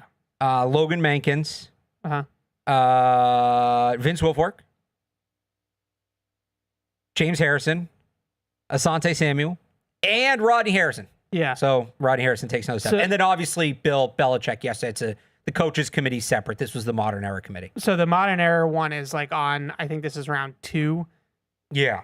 So this is like normally when all these Patriots show up, and then they cut it down even further. I think at the NFL honors is when they name the Hall they'll of Fame go from guys. Here to, I think it's 20 finalists. Yeah, 20. And then that gets cut down to 8 that actually go on the ultimate ballot. And then they go on. That's where you mix in the guys from like the coaches committee, the contributors committee. So we have quite a bit ways to go here until they get down to the actual. The finalist one is where like Vince and Rodney and those guys have kind of fallen off. Vinatieri should keep going though. Okay. The Browns. So here's the thing with the Browns. A couple things. Starting with just the big picture. They have the biggest discrepancy between offensive efficiency and defensive efficiency in the NFL. They have a top 5 defense in the league, and they have a bottom 5 offense. They are really struggling to score points, especially when the other team doesn't hand them points like Miami did last week. Yeah. Doesn't matter if it's Dylan Gabriel or if it was Joe Flacco early in the year. They're 30th in the league in points. Dylan Gabriel right now is one of the worst downfield passers in the NFL. He is dead last in completion percentage. On throws of 10 plus yards in the air, he's 11 for 31. I'm surprised he's even thrown it. So the fact that Drake Maye earlier in the show, we talked about how good he is throwing the ball 20 plus yards down the field. Right. Dylan Gabriel can't even throw the ball 10 yards down the field. And I'm not trying to be disrespectful. I'm just telling you, this is a really limited quarterback that they're facing. Now, the Browns' run game and the Browns' short passing game is a formula for them. They can throw the ball underneath the defense, and they can catch and run. They can throw the ball to their tight ends. They can throw the ball to their backs. And Quinshon Judkins has had a nice start. But I just find it very hard to believe, as long as the Patriots don't have like a Pittsburgh-like game where they turn the ball over 5 times, that the Browns are going to be able to score with the Patriots in this game. Now, the fun part about this game, though, is not so much that I'm worried about the final result. Like, I think the Patriots will win this game. I think they will win this game pretty comfortably. But it will be fascinating to see how Drake Maye plays against a really good defense. And is a lot of this MVP talk, a lot of this efficiency stuff that's off the charts with him, is this a product of the schedule a little bit? Or is it really that he has developed into that good of a quarterback? And I think we're going to find out a little bit of that this week. Couple of things about the Browns defense. They are a very aggressive unit. They are very, very aggressive up front. They have a great front. They really have great talent at all 3 levels of their defense. On the front, you obviously know about Myles Garrett, but Alex Wright's a really underrated player. Malik Collins is a really underrated player. They just drafted Mason Graham. At linebacker, Carson Schwessinger, their 2nd-round pick, is having a really good rookie season. Devin Bush is a really solid number 2 linebacker there. They still have Denzel Ward, Pro Bowl corner as well. So they have a lot of talent on the defensive side. Jim Schwartz is one of the best schemers in the league on the defensive side. So it's a tough test from that standpoint. But a couple of things. I do think that their secondary, in terms of like their 2nd and 3rd corner, Denzel Ward's a great player, but they just swapped corners with Jacksonville. They have Tyson Campbell now. Their slot corner as well. I think they can be hacked. I think those 2 guys you can pick on those 2 guys. Now obviously the big thing is Drake Maye going to have the time to do that with Myles Garrett. The aggressiveness of this Browns defense, they struggle against moving pockets and they struggle against play action because they just are flying downhill every time they get a chance to. So if you can get the quarterback on the move, if you can get him out of the pocket, if you can hit play action shots down the field with, extra protection, put 6-7 guys into the protection, maybe leave the tight ends in, maybe go 6-0 line, sometimes and really load it up. You really only need to run 2 routes at them down the field because they play a lot of single high coverage. So if you can do that sort of thing against this Browns defense, then you can throw the ball on the Browns defense. You got to block it, and you got to keep the quarterback protected. But it's not a defense that is completely has zero ability to throw the football against. So just to wrap that up, if I'm the Patriots in this game, I have a couple of schemed up shot plays where, like I said, maybe it's leaving both tight ends in and you go 7-man protection, or maybe you go tackle eligible and you put a 2 tackles, Will Campbell and Vidarian Load on Myles Garrett, and you take some shots early in this game down the field, because if you get them into like a 10-0 or a 14-0 hole, this game's over. Like the Browns are not coming back. So you have to get them down on the scoreboard early and make them throw their way back into the football game. Yeah, I'm with you. Blocking it is the key thing, and this is a new kind of test. Myles Garrett plays all over, but he'll play a lot on that. He plays mostly over the left tackle. He'll play on that left side. So, they face T.J. Watt, they face Max Crosby, but those guys were lining up opposite Morgan Moses and Mike Onwenu. Now you're going to be testing Will Campbell. You're going to be testing Jared Wilson. If I'm the Browns, I'm throwing a lot of line games at them. Now that can make you susceptible to rollouts. Here's the question. Are you always rolling Maye to the right, or do you ever roll him to the left? Now you're rolling towards Garrett, so it's a little counterintuitive, but it also, if you show it early, it forces a little more discipline on that side. I do think the moving pockets will be a big part of this game. And again, they got to show that they can run the ball to upset the timing of that pass rush. I said it before, they're not going to run for 5 yards a carry, probably like they did against Tennessee. It'd be great if they did. I'm not expecting it. But it also can't be like the New Orleans game either, where it's just completely non-existent. You have to show the Browns something to respect. So you can roll both ways, obviously. Yeah. You could roll to Garrett's side and like try to crack him. So you take like a tight end or a wide receiver, and as you roll, you kind of just crack him and block him and pin him inside, and so that helps Drake Maye get the edge. The Vikings did that a couple of times and had some success with it. The Packers was more gun rollouts where they had Aaron Rodgers in the shotgun and then they booted off of fakes out of the shotgun, which can also be helpful because then the quarterback can see, are they blitzing? Like, what am I looking at? You're not turning your back to the defense like you do when you're under center. So there's some element of that as well. But if you go watch their tape, especially the tape against Pittsburgh and Minnesota, they got a little bit better, it felt like, against it last week against Miami.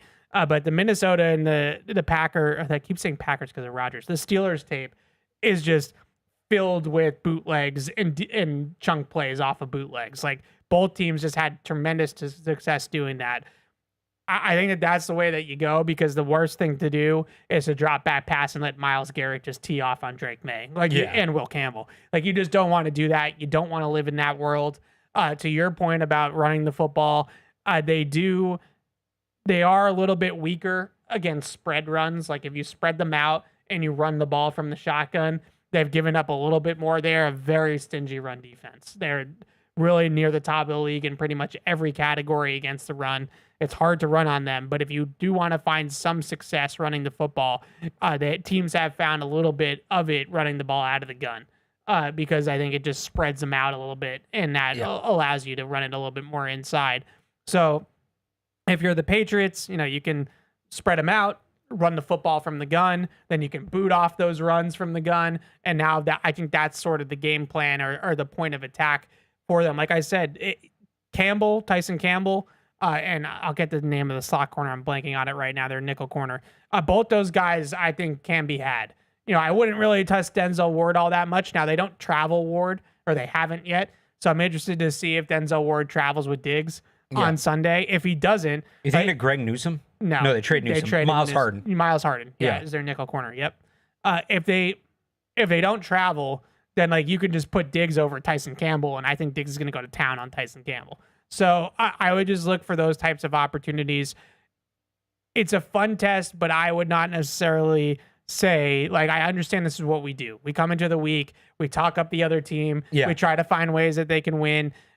I think if the Patriots score 20 points in this game, it's game over. I mean, look, we've been on the other side of this watching the Patriots the last few years. We know how that thing goes. Yeah, it's a run in short passing game offense. Quinshon Judkins has started to come on. Don't allow the big play. Don't allow, they've been much, much better about tackling. But in this game, don't allow Quinshon Judkins to break tackles. Njoku, I know, is a little banged up, but if he plays, that's a guy that can do some damage after the catch.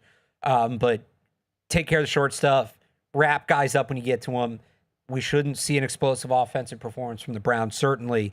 And there's one other thing. I don't remember what it was. So they scored 31 points last week. 21 of them came off turnovers. Yeah, they had a pick six, and then they had essentially a pick six because the Browns returned it to the 2-yard line. So they had really two real scoring drives. So that's where you open the door to me with the Browns, is if the turnover problems come back, and they've been really good about it. The reason this game, I think, we're objectively, we're taking the Browns a little more serious, I think, than we took the Titans last week. Myles Garrett is a real Tuesday player. And look, I think Jeffrey Simmons is too. Yeah. But he's on the interior. It's a little different. He also got hurt in that game. Yeah. And the Saints didn't have anybody like this on defense. No. So Myles Garrett is in this, what was identified before the year and is kind of bear true. It's this stretch of easy games. These 3 games might be the easiest 3-game stretch they have. Myles Garrett, I think you could argue really on either side of the ball, is the best player that they'll face. I think you could argue that Myles Garrett's the best defensive end in the history of football. That's what? Why is that crazy? Lawrence Taylor? Lawrence Taylor is an outside linebacker. Oh, you're talking just defensive end. Hand in the dirt, defensive end. JJ Watt. I think up there. I mean, I think he's up there. I with guess, anybody. yeah, because I mean, the guys that he gets compared to now are mostly linebackers. Like Parsons is a linebacker. He is that good. Like when you watch him rush, he does things that human bodies of that size should not be able to do. He is a legitimate alien. Like he has that teleport move now where he just he wins inside in 2 steps. It's one off the ball and then it's one lateral step and he's in the backfield. Like that is absolutely disgustingly sick. So I'd put up unbelievable. I'd put up JJ Watt. Yeah. And you're gonna hate these ones. Reggie White and Michael Strahan. So I think Reggie White is probably considered the best defensive end of all time. Yeah. I think Myles Garrett is in the conversation. Oh, I think he's in the conversation. You just said that with such conviction. No love for Michael Strahan? No. Okay. Reggie White is a good one. Reggie White JJ is Watt's the standard. I know that. And yeah. JJ Watt was I think some people count JJ Watt as a linebacker because he did play standing up a little bit, but nobody counts JJ Watt as a linebacker. No. I would actually argue that JJ Watt might be like more of a defensive tackle. He played a lot inside the tackle. But anyways, that's semantics. I think Myles Garrett is probably the freakiest rusher I've ever seen. Just in terms of his movement ability. Like his ability at his size, also like to his flexibility to coil his hips don't get me wrong. Get underneath guys and push him with speed to power or to dip the edge. Like we're talking about a guy that's like 6'5", 275 pounds moving like that. Like Parsons moves like that at 25 pounds lighter, So like it's just, that's the part of it I think that makes him so freaky. Will Campbell, like this will be the hardest matchup of Will Campbell's life. Yeah. And he will never face anybody better. And they're going to need to give him a ton of help. Yeah. So it's a tall task. Now I fully expect whether it's Austin Hooper, whether again, I could keep going back to the 6 line thing, like whether it's one of those two things, like I don't think Will Campbell is going to be left alone very often. He's of the level. Remember when they played Calvin Johnson and they just lined up 2 corners opposite him every play? And Myles Garrett is that kind of level. He is, and it's especially that true because it's like it's a rookie. That's how you lose the game. Yeah. Like I think that when you go up against other teams, like I think last week, with Jeffrey Simmons, as great as Jeffrey Simmons was, and I know he didn't play the whole game, I still didn't feel like there was a way that Jeffrey Simmons could totally take over the game that would lose the Patriots the game. Right. I think the Browns have enough that they're a little bit better than the Titans talent-wise across the board, that if Myles Garrett has like a 10 pressure game and he's just taking it over. Strip sack in there. Then it could turn ugly. Not like blowout ugly, but like the Patriots could suddenly lose. You're in a rock fight. I don't think Jeffrey Simmons was going to take over that game to the point where the Patriots are ever going to lose. But I think this could happen with Myles Garrett. And I have this is, to me, is the best player in football, maybe. He's that good. Now, I think the Patriots will be ready for him. I think Josh McDaniels and Doug Marrone will be ready for him. They'll have things up their sleeve. They'll move the pocket. They'll change pitches. They'll chip him. They'll double him. They'll pull out the kitchen sink. They're not going to just let him tee off on Will Campbell. They're not going to let Jim Schwartz just move him around and do that sort of thing either. So I'm concerned, but I have a lot of faith in the Patriots coaching staff to be able to manage it, whether it's moving pockets, it's quick passing game, it's chips, it's double teams, it's that sort of thing. In terms of the other pieces, for it's worth, Myles Garrett, 4 sacks in 3 career games against the Patriots. His only 2-sack game against the Patriots. So he had 1 sack in 2019. He had 1 sack in 2021. The only 2-sack game he had was 2022. So Josh McDaniels not here for that one. So Patriots won all 3 of those games. The only thing that I would say about Myles Garrett on like a slightly negative tone, his press conferences lately have been really dark. He's been really critical of the Browns and their offense. I mean, do you blame him? No, but his buy-in and his compete. Is he checking out? I don't know where that is. And I'm not usually that, I don't usually go in that side of the street. Well, it was this year, right? That there was that whole saga where they were going to trade him, and then at the last second he said he was going to go back because they made him some assurances about being more competitive. Obviously that didn't happen. I could see him being a little miffed because he signed an extension, right? Yes, big extension. And I don't know where that is. The Browns waste another guy like that. Joe Thomas, now him. Yeah. They asked him about Joe Flacco's performance last week, and he had some critical comments, like I guess that we didn't need that or something like that. Good for him. You know, so he's getting a little spicy in the media. So that's something to monitor. Played in 3 career playoff games. Yeah, I thought that he was okay in this past game against the Dolphins, but I didn't think it was like, I don't think it was like peak Myles Garrett. Just to play devil's advocate, or is there an element of, I guess I got to do all this myself, and he shows up like an absolute demon to win them the game single-handedly? There's definitely that element too. He's a hell of a football player. It really is. Now, this Browns defense is a really good defense, and I keep repeating myself, but I'm just really, I think that this is one that I can't wait to watch the tape of Drake Maye on Monday, because if he deals against this defense, then I don't even know if I have the words to describe like the hyperbole. I think you only need 3 letters. I mean, that would be an incredible thing to see. Let's get back to the calls. We'll take a few emails here too on, trade deadline and things like that. Matt is in New Hampshire. What's up, Matt? Hey, what's up, guys? How you doing? Hey. So this isn't really about the Browns. It's more of just about the team. Coming into this year, I just kind of want to get your guys' opinion on it. I kind of only looked at the free agent class, and I was only looking really at Marcus Jones as an extension candidate. But midway through the year, I'm looking now, and you have guys like Caleb Chason and Kyrus Tonga, who seem to have found homes here in New England. So I just wanted to get your guys' opinions on those 2 guys, and I'm sure you guys obviously feel the same way about Marcus Jones as well, because he's kind of taken a step forward this year. He's had a great year so far, but just your opinions on extending guys like Kyrus Tonga and Caleb Chason to other team-friendly deals, or just, a couple-year extensions for both of them. Thanks, guys. Thanks, Matt. Thanks for the call. It was a 1-year deal for Tonga? Why do I think it was a 2-year deal? Maybe I thought it was a 1-year deal. I know it was 1 year, $2 million. I know it was a 1-year deal for Chason. Yeah. Chason's an interesting one. 1-year deal for Tonga. Okay. So, I mean, look, I'd take both those guys back. Yeah. Absolutely. Chason's an interesting one because it's kind of the Josh Uche thing, where like we all thought Josh Uche was going to get this massive contract coming off his big 2022 opposite Judon. We all think that Chason is kind of tracking for a similar contract. It didn't happen for Uche. Teams kind of saw through the production, and I don't know if that's Chason, because Chason had good production last year too, but it was with Max Crosby on the other side. So Uche didn't hit free agency after that. There was another year in there where he didn't play well. Okay. So he had 11.5 at the end of 22, and they were all the second half of the season. And then 2023 was when Judon got hurt. Okay. I thought that maybe that was when he signed the 1-year deal with the Patriots. No, he signed the 1-year deal after 23. Okay.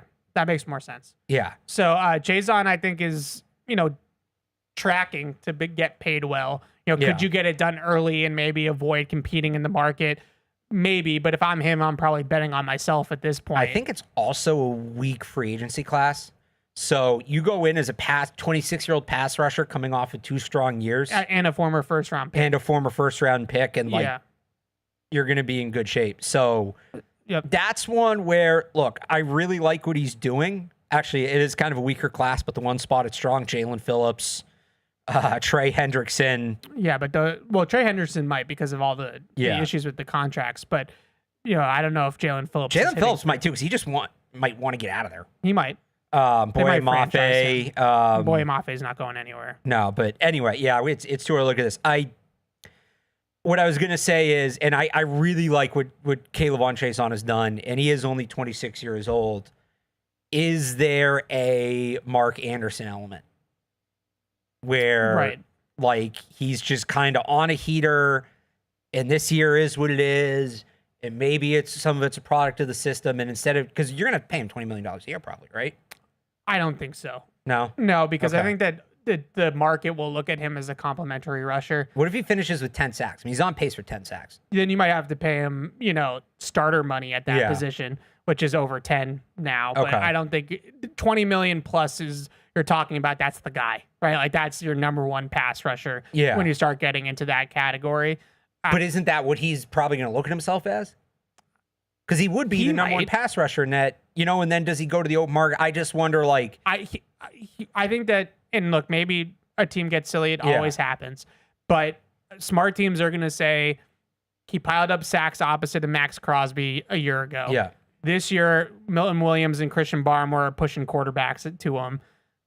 He is a very, very good complementary rusher, but I don't think that he is a number one rusher. For the right price, obviously I take him back. And if you're telling me it's going to take like 14, 15, I might do that.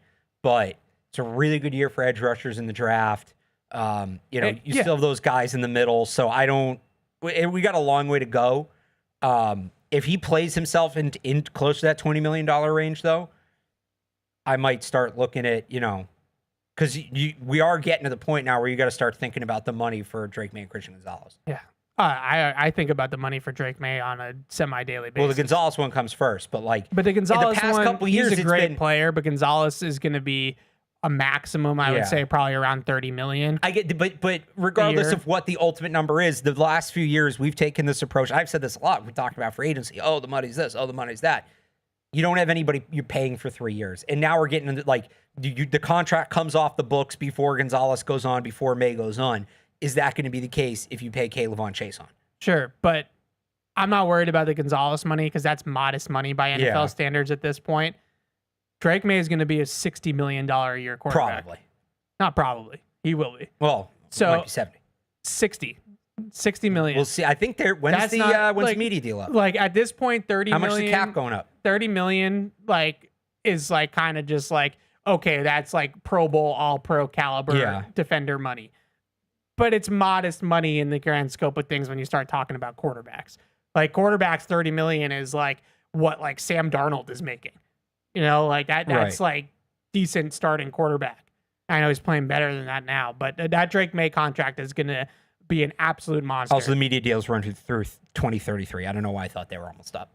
Because they're trying to renegotiate early. That's what it is. Yeah. Well, because if that happens, the cap spikes, and then it's just crazy. I wouldn't be against bringing him back, but I also don't. We got a long way to go. Let's see what it looks like. Tonga, I think, is a realistic return. Yep. I think he likes it here. I think Vrabel likes him here. He's a pretty scheme-specific player. Yeah. So I don't think he'd have specific, a master role-specific. Yeah. I don't know how big his market's going to be. And he's in a pretty good situation where he's playing next to Milton Williams and Christian Barmore. That one's realistic. I'd love to see him back. I think he's been a super underrated signing. Do you remember when we came in here first show after free agency? You were listing off all the names. You didn't even say Kairos Tonga. I forgot. I had to remind you to respect Kairos Tonga. I've said my I was trying to find the clip the other day. Tonga many times. I apologize to Kairos Tonga. I was not familiar with your game. You're a lot better than I thought. They reinvented his game. Yeah, so that's the awesome thing about it. So this wasn't his game. Really quick, last thing on Chaisson, then I want to answer this email.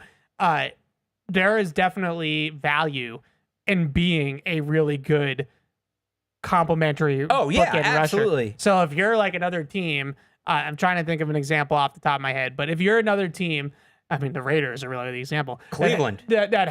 Cleveland. Alex Wright's a good player, but he's not really an true edge. He's more like a defensive end. But if you're another team that has one really good, a stud pass rusher, like a Myles Garrett, his situation in Vegas with Max Crosby, having the other guy on the other side that's going to just, kind of play really solid, steady football is very valuable. That's not anything to sniff at with K'Lavon Chaisson. So this is an email from Todd. I think this kind of just sums up all the trade deadline emails that we're getting. So we can just answer this to wrap up the show. What are the two positions that you could upgrade that will allow you to make a deep playoff run? So basically, what are your wish lists right now at the trade deadline? I just don't think you're upgrading starters really at this point that are going to make that much of an impact. Those players don't move this time of year. If there's one, maybe safety, and that's more about where the Patriots are at than who's available. I think the deadline, and there was a report from Breer that they're going to take a more long-term approach to this trade deadline, which I like. So again, that could be safety, getting another running back. They don't need Alvin Kamara, but getting another body because you can't. We didn't really talk that much about Ramondre Stevenson specifically. We talked about the run game. He had 20 touches. Yeah. When you start getting up near that number week in and week out, we know what that does to him come December. So another guy that you trust. Ideally, it becomes Travion Henderson, but he starts to figure it out, somebody else that can help you move the sticks there. I think would be a really good addition. I talked about corner earlier, and then somebody that could be a linebacker, could be a safety, whatever. This is another one where it's maybe a starter-ish level player, rotational player. somebody who can cover tight ends, because that thing still worries me. And yeah, Marte Mampu got a little bit of run late in that game, looked good. But if you can go out and you get a tight end stopper, and maybe he only plays on third downs, but can kind of slide into that role and shore up that role a little bit, I think there'd be value in that. I'm still focused on the spine of the defense. I think they have a really good first level spine with Williams and Barmore, Tonga. We know that. Second level, Robert Spillane has really come in, settled down. He's been great. Been much better. But that spot next to Robert Spillane feels like it's a wild card right now. Like Christian Ellis gets some run there. Jack Gibbons gets some run there. Now Tavai gets a few snaps a game there. It feels like it's Robert Spillane right now. Yeah. And like that other guy is just kind of a mystery box. Safety, I think, is still in a position that of need. I think Kyle Duggar's actually played pretty well. I would like to see Kyle Duggar keep playing. It's nothing against Jalen Hawkins, and I'm sure when they get back to full health with Jalen Hawkins, he will slide back in for the most part. But I actually think Kyle Duggar's played really good outside of one play in New Orleans where they left him out to dry on a blitz, and I don't put that play on him. Zach Core talked about it last week. He took the fall for that one, as I thought he should.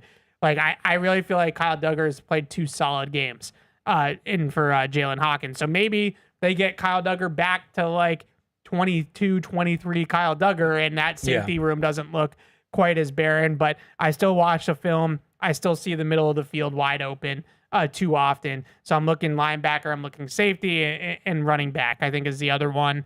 Look, if they have an opportunity to trade for a real premium player, the position really doesn't matter all that much. But I will say the talk about the edge rusher spot to me is a little odd. Long term, yeah. Absolutely. But I find it hard to believe that they're going to acquire somebody at the deadline better than Landry or Chazon. And we're already in this like situation with Keon White and Freddie Jennings.